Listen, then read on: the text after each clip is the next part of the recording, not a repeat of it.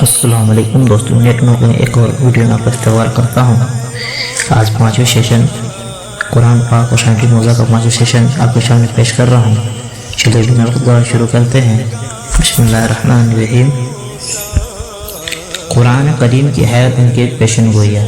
قرآن کریم خالق کائنات کی کتاب ہے جس کے لیے ماضی، حال، مستقبل سب برابر، یعنی کہ پریزنٹ، پاسٹ، فیوچر سب برابر ہے۔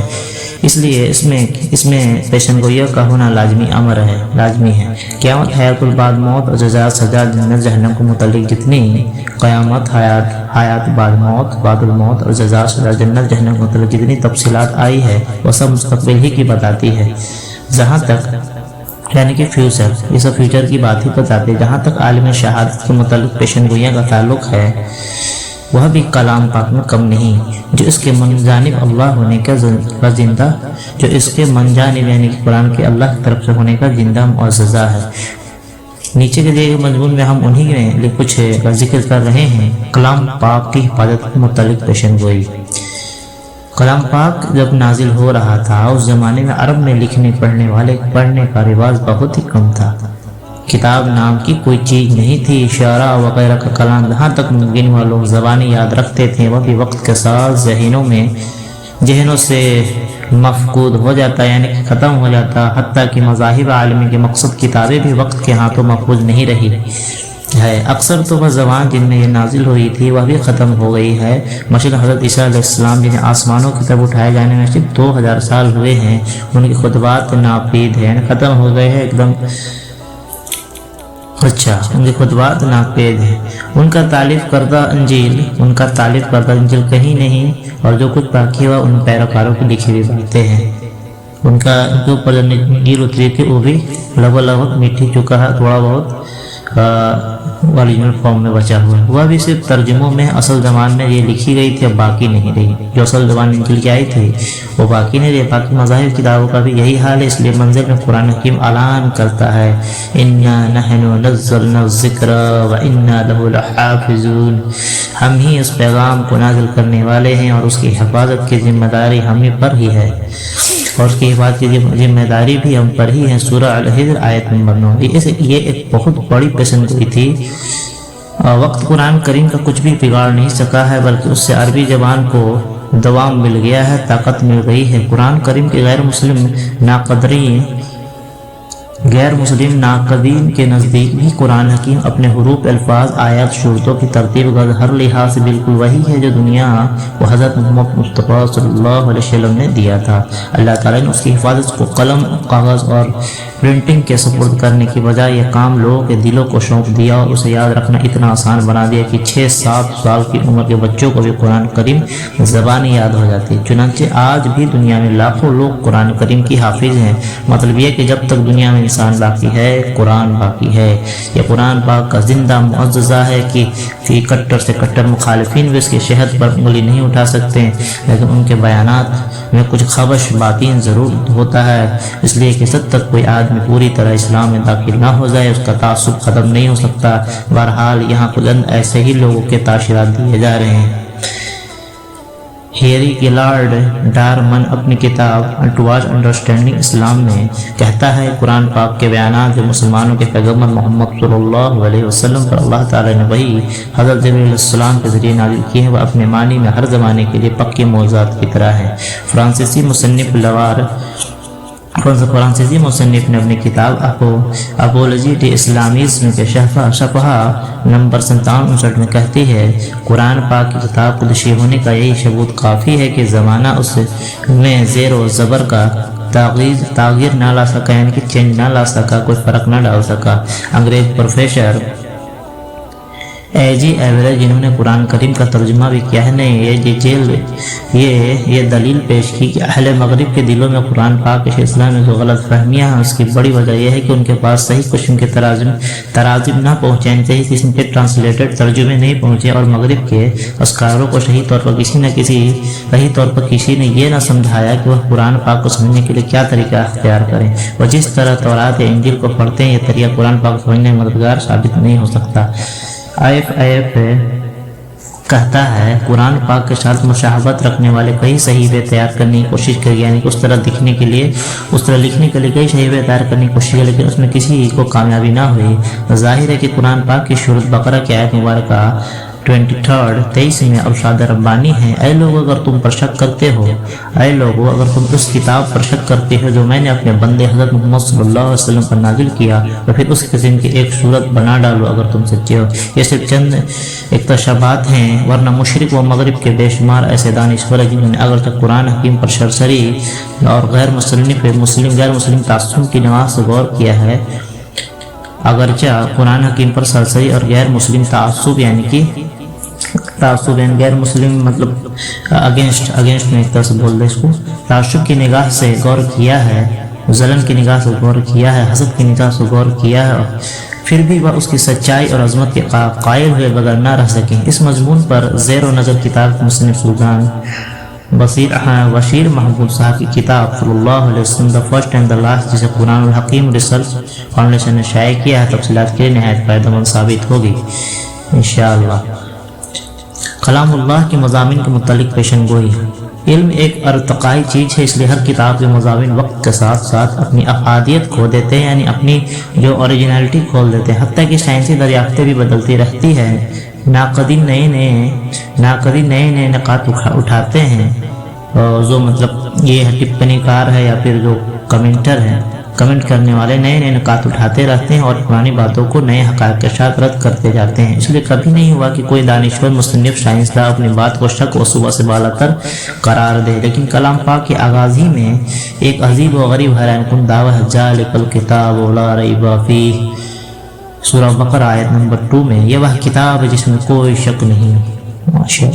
اس طرح کا دعویٰ کوئی بڑے سے بڑا دماغ اپنی کسی ایک بات پر بھی نہیں کر سکتا، اگر کسی نے کیا تو جلدی ہی لوگوں نے اسے جھوٹ ثابت کر دیا۔ لیکن قرآن پاک تو ایسی کتاب ہے جسے ہر صفحہ پر نئے مضامین بیان کیے گئے ہیں، زندگی کا کوئی مسئلہ چھوڑا ہی نہیں گیا، آسمانوں سے زمین تک کی بات ہوئی، تاریخ، جغرافیہ، معاشرتی علوم یعنی کہ لین دین کے علوم، اکانومک، سائنسی علوم، کائناتی علوم، دنیا کا یونیورس کا جو نالج ہے، حیوانی علوم، جانور کا، اینیمل کا، نباتاتی پیڑ پودوں کا علوم، انسانی علوم، انسان کا بایولوجی، فزکس، روحانی علوم، کون سا علم ہے جس پر قرآن نے اظہار خیال نہ کیا اور وہ بھی 1400 سال پہلے عرب جیسے ملک میں جو اپنے زبان کی تہذیبیوں سے بھی علیحدہ ایک تاریخ جزیرہ نما تھا، اندھیریوں میں ڈوبا ہوا تھا اور وہاں ظاہریت پھیلی ہوئی تھی۔ سوچے کہ اس جیسے ملک میں 14 صدیاں پہلے ایک شخص ایک کتاب لکھتا ہے اور ساتھ یہ دعویٰ کرتا ہے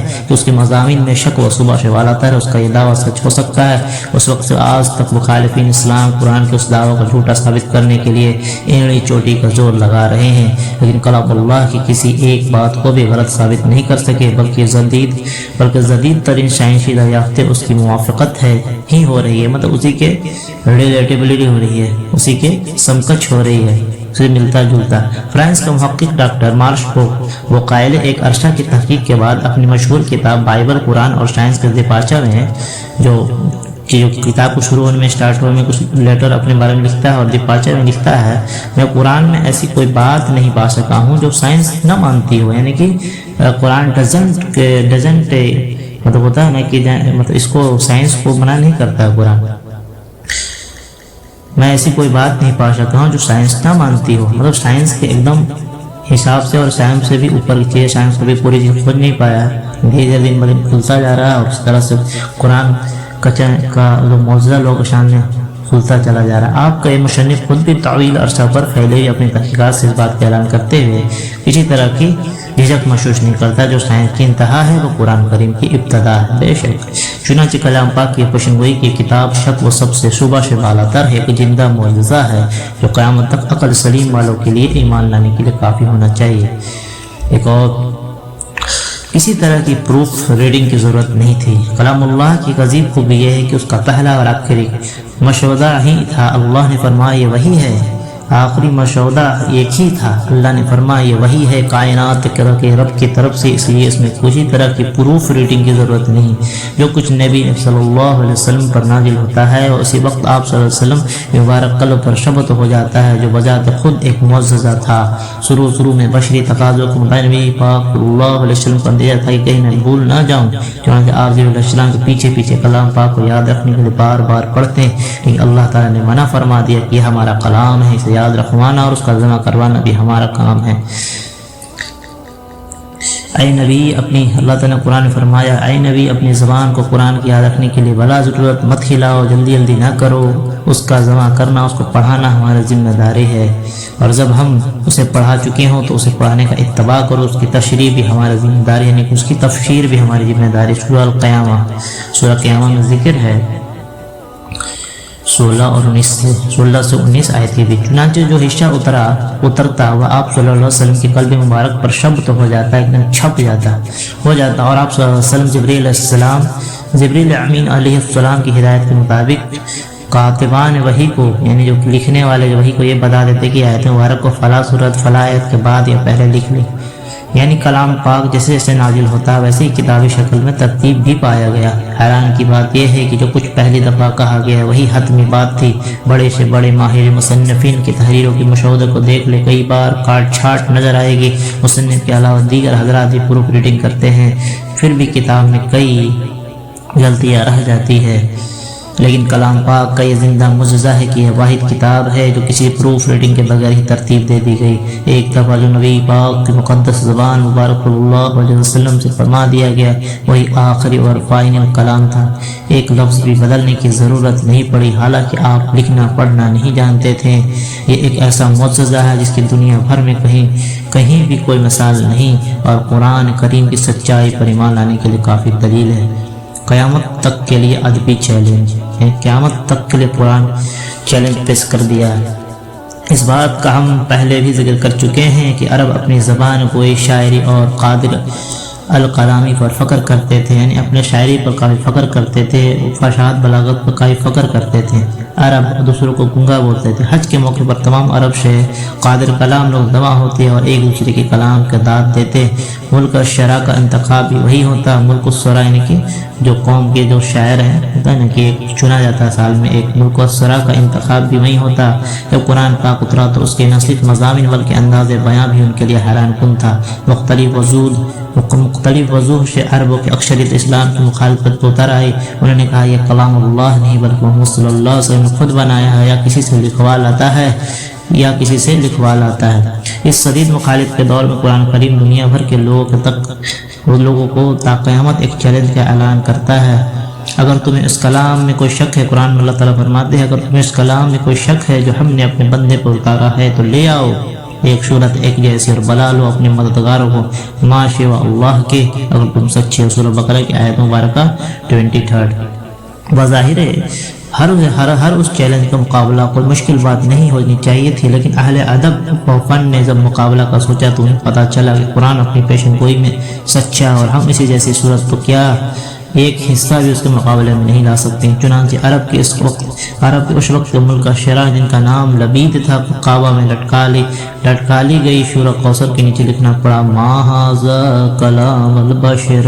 یہ تو ایک وقت کی بات تھی، لیکن ہمارے زمانے میں کلام پاک میں جو حسابی نظام دریافت ہوا ہے، جو حسابی میتھمیٹیکل کیلکولیشن دریافت ہوا، اس کے بعد تو آج کے بڑے سے بڑا سائنسدان، حساب دان اور ماہر زمان اگر وہ پکا ڈھیٹ نہیں ہے، پکا جدی نہیں ہے، پکا اسٹوبن نہیں ہے، تو معاشرہ یہ کہ کلام اللہ کی عظمت کے سامنے اپنا شرنگو کر دے، اس پر اپنے پاس علاوہ کوئی چارہ نہیں، اور اس کے علاوہ کوئی چارہ نہیں ہے۔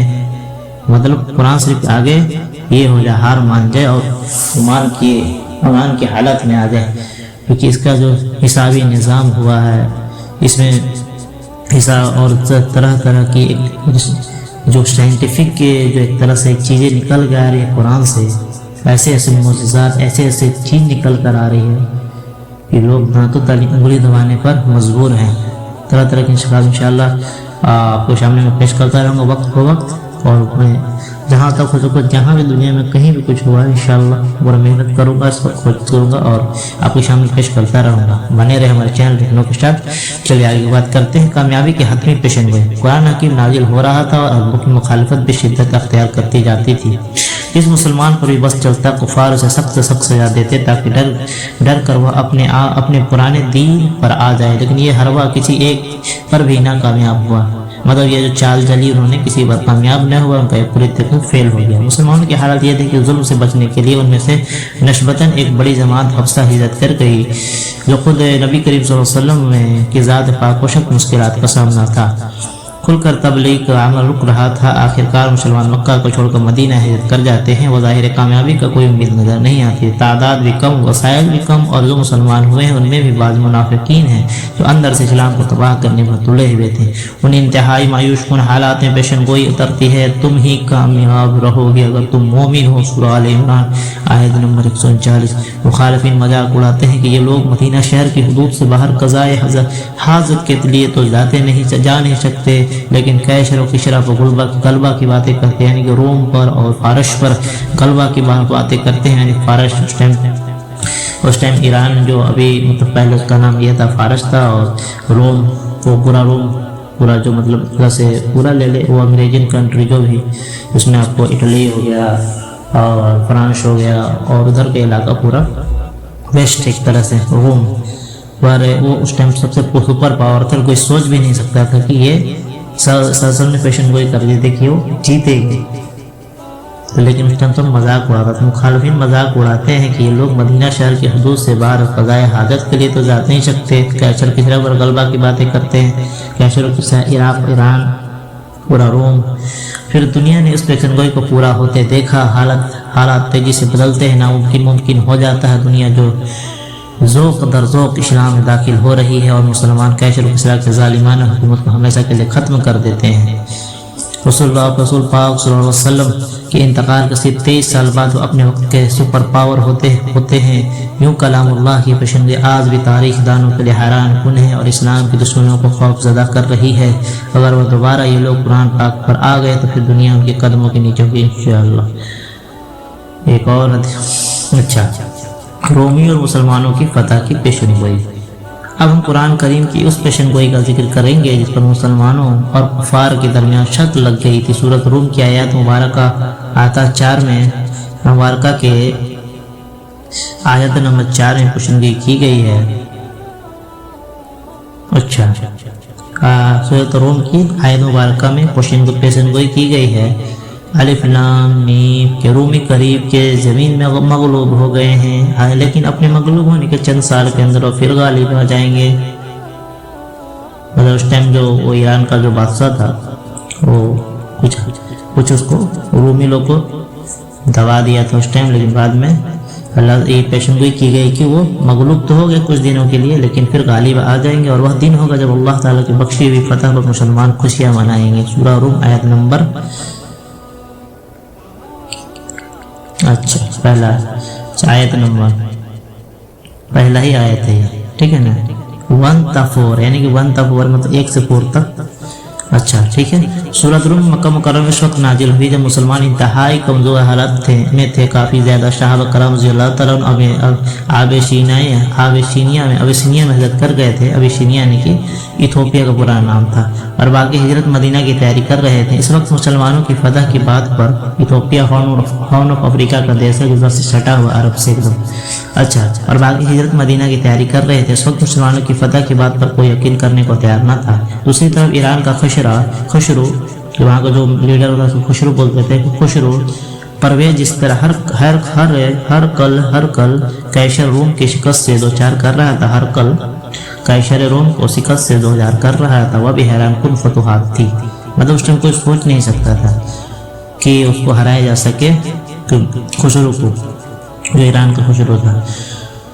اور روم کے غالب آنے کے کوئی آثار نظر نہیں آ رہے تھے۔ 613 عیسوی میں ایرانیوں نے دمشق کو فتح کر لیا تھا اور 614 عیسوی میں بیت المقدس پر قبضہ کر کے ایرانیوں نے وہاں 90,000 عیسائیوں کو قتل کر دیا تھا۔ 615 عیسوی میں مسلمانوں نے اپنے آبشینیا میں ہجرت کی اور انہی دنوں میں سورہ روم نازل ہوئی۔ کفار مکہ نے اس کا خوب مذاق اڑایا۔ ابی بن حلب حضرت ابو بکر صدیق رضی اللہ تعالیٰ عنہ کے 10 ساتھی کے ساتھ 10 اونٹوں کی شرط لگانا چاہتا تھا کہ اگر تین سالوں میں پیشن گوئی پوری ہو گئی تو جیتنے والوں کو 10 اونٹ ملیں گے۔ جناب اپنے باس رضی اللہ عنہ کی مسلمانوں کی ہمدردی اہل روم کے ساتھ تھی، اس وقت تک شرط لگانا حرام نہ قرار پایا تھا۔ حضرت پاک صلی اللہ علیہ وسلم نے جناب ابو بکر رضی اللہ عنہ کو مشورہ دیا کہ شرط پوری ہونے کے میعاد 10 سال پر کر دی جائے اور اونٹوں کی تعداد ایک سینکڑا کر دی جائے۔ اس طرح یہ شرط باندھ لی گئی، لیکن اہل روم کے خلاف حالات خراب ہوتے گئے۔ 619 عیسوی میں ایرانیوں نے پورے مصر پر قبضہ کر لیا۔ 617 عیسوی میں ایرانی باشفورس تک یعنی قسطنطنیہ موجودہ استنبول کے نزدیک تک پہنچ گئے تھے اور کیسر روم عاجزی سے صلح کی درخواست کر رہا تھا، لیکن خسرو پرویز یہ گزارشات رد کر رہا تھا کہ صلح تب ہو سکتی ہے کیسر روم خدائے مصلوب کو چھوڑ کر خداوند آتش یعنی کہ لوگ آتش کو پوجا کرتے تھے، آگ کی پوجا کرتے تھے، جو خسرو تھے ایران کے جو بادشاہ تھے وہ کرتے تھے، آتش کی بندگی اختیار کرے۔ لیکن 622 عیسوی میں جب حضور پاک صلی اللہ علیہ وسلم ہجرت کر گئے تو مدینہ منورہ پہنچے تو کیسر روم بھی چپکے سے آرمینیا والے راستے سے تھے، عیسوی میں آذربائیجان کی طرف پیش قدمی کر رہا تھا۔ 624 عیسوی میں اس نے زرتشت کے مقام پیدائش آرمینیا کو تباہ کر دیا۔ زرتشت کے مقام پیدائش آرمینیا کو تباہ کر دیا۔ ایرانیوں کے سب سے بڑے آتش کدہ کی اینٹ سے اینٹ بجا ڈالی۔ اللہ تعالیٰ نے قدرت کا یہ اسی سال کی بات ہے جس میں جو سال بدر کے مقام پر اللہ تعالیٰ نے مسلمانوں کو عظیم فتح ادا کی۔ یوں 9 سال کے اندر دونوں پیشن گوئیاں پوری ہو گئی۔ 627 میں ہر قل کے لشکر ایرانی دارالسلطنت مدائن کے سامنے پہنچ گئے، دارالسلطنت مدائن کے پاس پہنچ گئے اور کشرا ایران خسرو پرویز کو مجبوراً کیسر روم کے ساتھ صلح کرنا پڑی۔ یہ وہی سال تک مسلمانوں کو فارم کے ساتھ صلح حدیبیہ کا معاہدہ کیا جس کو سورۃ الفتح میں فتح مبین قرار دیا گیا۔ سائنسی علوم میں ترقی کے متعلق پیشن گوئیاں۔ مندرجہ ذیل میں ہم کلام اللہ کی ان سائنسی پیشن گوئیوں کا ذکر کریں گے جن کو آج ہم خود دیکھ رہے ہیں۔ آج سے صرف 100 سال پہلے تک پیشن گوئیوں کو یعنی ان جو قرآن شریف میں جو بھوشیہ کی باتیں بتائی گئی تھی اس کو سمجھنا مشکل تھا، لیکن سائنس کی ایک طرح سے یہ سائنس جو پھیلا ہے یہ ہمارے نبی اور قرآن کی برکت ہے کہ یہ سائنس پھیلتا جا رہا ہے اور دن بدن جو ان سے انکشافات ہوتے جا رہے ہیں۔ ایک یہاں پر میں ایڈ کر دوں کہ جیسے کہ دراصل میں فرمایا کہ جوجام کے مریض سے ایسے بھاگو جیسے سینر سے بھاگتے ہو، تو اس پر کافی ریسرچ ہوا اس پر۔ لوگوں نے سوچا کہ سینر کا نام کیوں لیا، سانپ کا بھی نام لیا جا سکتا ہے یا کسی بھی خطرناک جانور کا نام لیا سکتا ہے، کہ سانپ سینر کا نام کیوں لیا گیا۔ جب ریسرچ کیا گیا، جب مائکروسکوپ پر ٹیسٹ کیا گیا تو جوجام کے جو اندر کے جو جراثیم ہوتے ہیں ان کی شکل سینروں کی طرح ہوتی ہے، تو لوگوں نے دنگ رہ گئے اور ماننے کے علاوہ کوئی چارہ ہی نہیں۔ جب اسلام اور سائنس پر ٹکراؤ ہوتا ہے تو اسلام ہمیشہ غالب آتا ہے، علم کی کوئی حد نہیں۔ اب اس پہ یہاں سے نیکسٹ کل سے انشاءاللہ اس کو کمپلیٹ کیا جائے گا۔ آگے اس طرح بنے رہیں۔ اب طرح طرح کی آپ کو حیرت انگیز چیز سننے کو ملے گا۔ ابھی تک تو آپ نے صرف ایک طرح سے پورا بیک گراؤنڈ ایک طرح سے دیکھا اور کیسے کیا کیا اس کی جو فصاحت بلاغت ہے، ادبی چیلنج ہے، کیسے وہاں کے شاعروں نے اس پر یہ کہا اور اس کو جادو تک کہہ دیا، اور بھی طرح طرح کی پیشن گوئی ہے۔ اور آگے اس طرح سے اور بھی طرح طرح کی چیز آپ کو ملے گی سننے کو، ایک ایسی سنیں جو آپ نے کبھی آج تک نہ سنی ہو۔ تو انشاءاللہ ملتے ہیں نیکسٹ ویڈیو میں۔ اس ویڈیو کو لائک شیئر سبسکرائب کرنا بھولیں۔ And appreciate for more updates. السلام علیکم، آپ کا دوست۔